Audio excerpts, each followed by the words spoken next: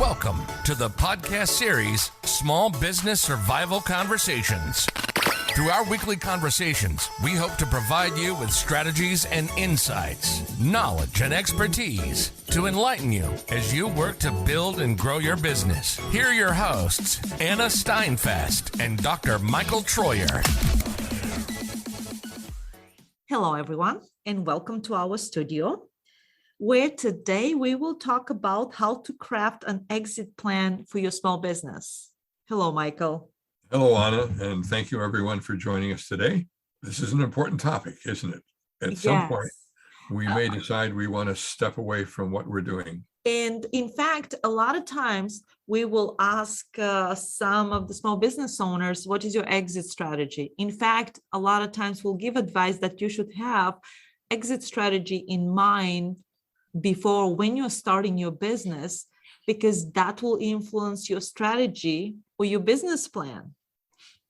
Absolutely. There are things you might put up with when you're running your business as the owner that someone else buying your business won't put up with. So you have to have that exit strategy in mind, because it'll make you sharper in the way you run your business. And today we want to share with you 4 tips you should consider when you put your exit strategy. So I think that at the very beginning, you should evaluate, if you already have started your business, you should evaluate your operational health. Think about the fact that you're hoping one day you'll find somebody who wants to buy what you have, and they look at your internal numbers. Let's say you've been kind of sloppy in pushing on accounts receivable. You're letting people lag to 60 days to 90 days when it should be 30, net 30. That's one of those things you'd assess in your evaluation of your operational health and say, I got to clean that up. Or maybe I'm carrying twice the inventory I really need to carry, and I'm paying money to carry that inventory, and that's come out of my cash flow, and that's not healthy. And somebody else will evaluate that and say, that's sloppy. Then clean it up. Try to always keep that kind of clean, because when the time comes that you want to exit the business, you don't want them looking at that and saying, oh, this has not been well managed. And you should be talking to a financial advisor or accountant, bookkeeper, because we had another episode talking about how you should select your accountant and bookkeeper, but they will be the one who will give you some advice how to clean these things up to make sure that you look very attractive inside your business.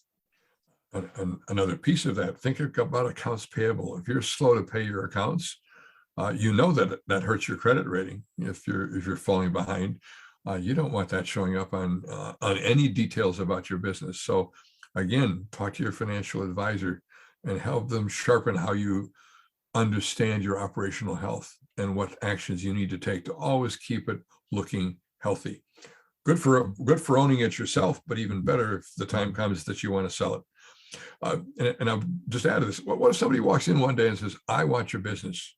Here's what I'm willing to pay, but I have to do due diligence. And that's when they want to look at your operational health.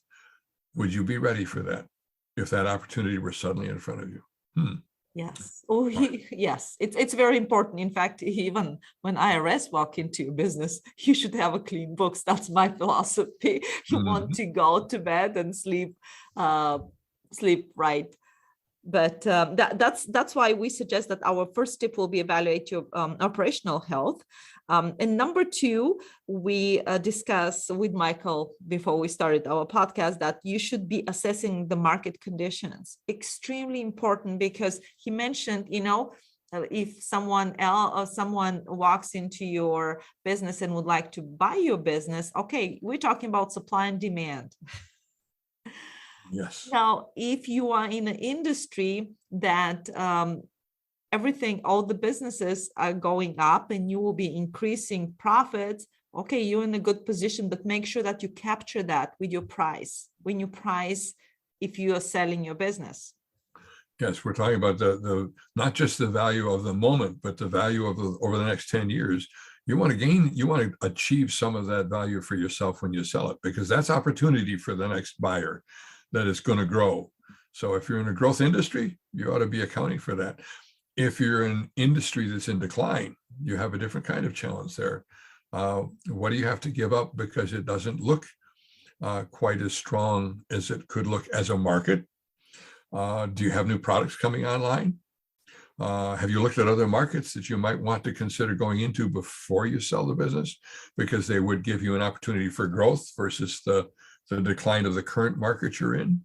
Those are all things to be thinking about in terms of market conditions and how do they affect the value of your business. Number 3, ask yourself what is in your heart. This is really getting you to look at how you feel about the people you work with, your employees. That's one of the issues, or family members who might be involved, or friends, or they become friends. Are you ready, one, to step away? Are you ready to do something else in your life? Some people call it retirement. Others just call it, I'm changing careers. Are you ready to sell the whole thing? Do you want to stay on as a consultant for a bit to advise? Are you only willing to sell a piece and you're going to keep a piece? Those are all complicated questions to answer, but you have to ask what's in your heart. Yes, it's extremely important. Do you want to leave legacy? Like you said, Michael, I think it's important for you to answer this question, and no one else can answer that question. Mm-hmm. Are you okay with just changing some other business, another person from the street coming and taking over your business?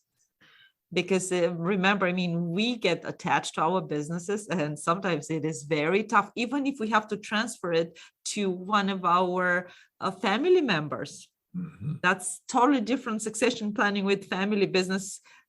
Before I forget that, we should be starting some podcast on the family business challenges, but that's another subject. I just wanted to drop it now with Michael. So yeah, what is deep in your heart? Now, I was just looking at you, Anna, and thinking to myself, you've put an awful lot of years and work into AFF Research, which is our parent organization for these podcasts. And yeah, I can imagine with all that blood, sweat, and tears that goes in, it's not easy to let go. So you have to ask yourself what's in your heart, and when are you going to be ready? What are there family members who might step in? And if they did, are you ready to let them run with it? Or how much are you going to dabble at the side because you're not sure they're ready yet? Those are all complicated things that we'll be talking about in other ways in our family business webinars. But you need to ask yourself those questions too. How do you want to sell it? Do you want to sell all of it or a little bit of it? What does your heart tell you? And our last tip is establish a time frame, because if you know that, hey, I will do this in 5 years, in 10 years, things change, your plan change. And and the other thing, before we forget and miss that opportunity to share with you, is like, even if today you decide that this is your exit strategy, for example, you decide that today you will be selling the business, and you take all the steps for selling the business in 5 years, and down the road you decide that, and you had a family member saying, hey, you know what, you can transfer this business to us, you can change your exit strategy. So don't think that you're locked or it's concrete. So if you say the time frame will be 5 years, you got to this 5 years, so getting closer, I don't think I'm ready yet, you can change that. It's really like having a will, and a good attorney will tell you ought to change your will every 5 years because it get outdated. The exit plan is the same way. I know that when I wanted to leave one career and start a new one, I really began the planning 5 years in advance. And then about 4 years in, I went to see a person and say, I'm ready to step away. And they said, do you understand that you're going to leave a lot of money behind? Because in my case, I wasn't going to be vested for another 2 years. And then I didn't understand that I misunderstood, I guess, that this was a very late vesting process for this organization. It meant I had to spend another 3 years. A little hard, but it's incredible when you set that date, that you change your mindset a little bit. So the way you think about the business is going to change, and it's a healthy change. I really think it's when that time comes, it's good to set that time and give yourself the 5 years to put things in position. Don't wait until you've only got 6 months to do it.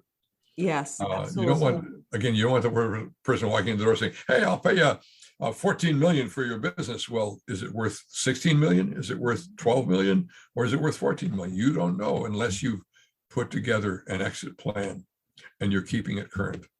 Yeah, and that will influence everything what you do every single day. It will influence your operations. It will influence every single thing. So take time to think about that and put some steps in place. And Anna and I have both been in multiple businesses. So don't think that selling a business means the world ends. There are other opportunities ahead of you, as there have been for us. Absolutely. So we hope we gave you today 4 tips. I should be more concrete to think about when you are putting together and crafting your exit strategy. Thank you for listening to us. You've been listening to the Small Business Survival Conversation podcast. Make sure to like, rate, and review the show. And don't forget to join us next week for another episode. In the meantime, hook up with us on our Facebook group at Small Business Survival Tools and Tips. Till next time, thank you for listening.